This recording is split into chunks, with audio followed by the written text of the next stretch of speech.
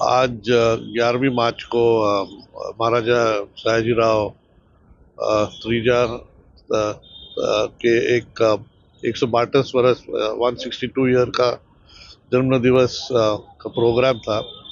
हर साल कीर्ति मंदिर में हम देवस्थान ट्रस्ट के द्वारा ये सुबह का एक प्रोग्राम रखते हैं, जहाँ पे लोग आते हैं, फूलहार होता है और भजन भी होता है और याद करते महाराजा साहब को। बड़ौदा के लिए एक महत्व का दिवस है। सयाजीराव महाराज की जो देन है बड़ौदा और बड़ौदा स्टेट को, जिसका जिसका लाभ बहुत लोगों को मिला है और इसीलिए बहुत लोग ये आज के दिन यहाँ पे आते हैं और ये कार्यक्रम में जोड़ते हैं। વડોદરાના રાજવી પરિવાર દ્વારા વડોદરા શહેરમાં તેમના પૂર્વજોની યાદમાં બનાવવામાં આવેલ એક સ્મારક એટલે કે કીર્તિ મંદિર કે જ્યાં આજ રોજ તેમના જન્મ જયંતિના અવસરના નિમિત્તે રાજવી પરિવાર દ્વારા તેમને પુષ્પાંજલિ અને એમને શ્રદ્ધાંજલિ અર્પણ કરવાના કાર્યક્રમનું આયોજન પ્રતિવર્ષ કરવામાં આવતું હોય છે। વડોદરા શહેરની મધ્યમાં આવેલ ઈ આકારમાં બનેલ આ કીર્તિ મંદિર કે જે ઝરૂખાબંધ બિલ્ડિંગ છે અને જેમાં મધ્યમાં મંદિરની જેમ ગુમ્મટ અને ગુમ્મટની ઉપર સૂર્ય, ચંદ્ર અને પૃથ્વીની ઉપર આઝાદી પહેલાંના અખંડ ભારતનો નકશો આજે પણ છે।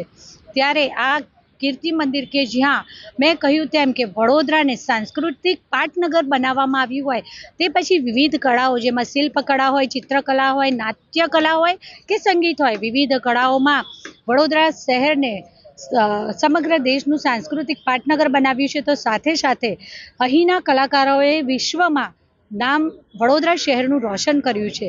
ત્યારે કીર્તિ મંદિર કે જ્યાં આવા અવારનવાર કળાને લગતા કાર્યક્રમો અને દિવાળીના દિવસોમાં રંગોળી એટલે ફરી એક વખત કળાને પ્રાધાન્ય આપીને એવા અવારનવાર કાર્યક્રમોના આયોજનો પણ થતા હોય છે।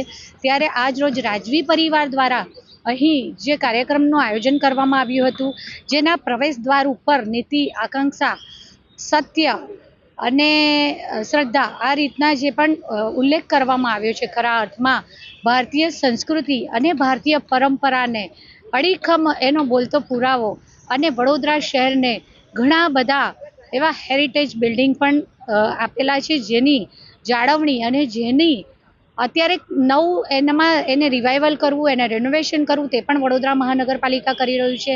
તો સમગ્ર શહેરની માન સન્માન અને ગૌરવનું સરનામું એવા આપણા રાજવી શ્રી સર સયાજીરાવ ગાયકવાડજીના જન્મજયંતિ અવસર પર રાજવી પરિવારની સાથે મળી અને તેમની કીર્તિ મંદિર ખાતે આવેલી તેમની પ્રતિમાને પુષ્પાંજલિ અર્પણ કરી, હૃદયાંજલિ અર્પણ કરી। આભાર।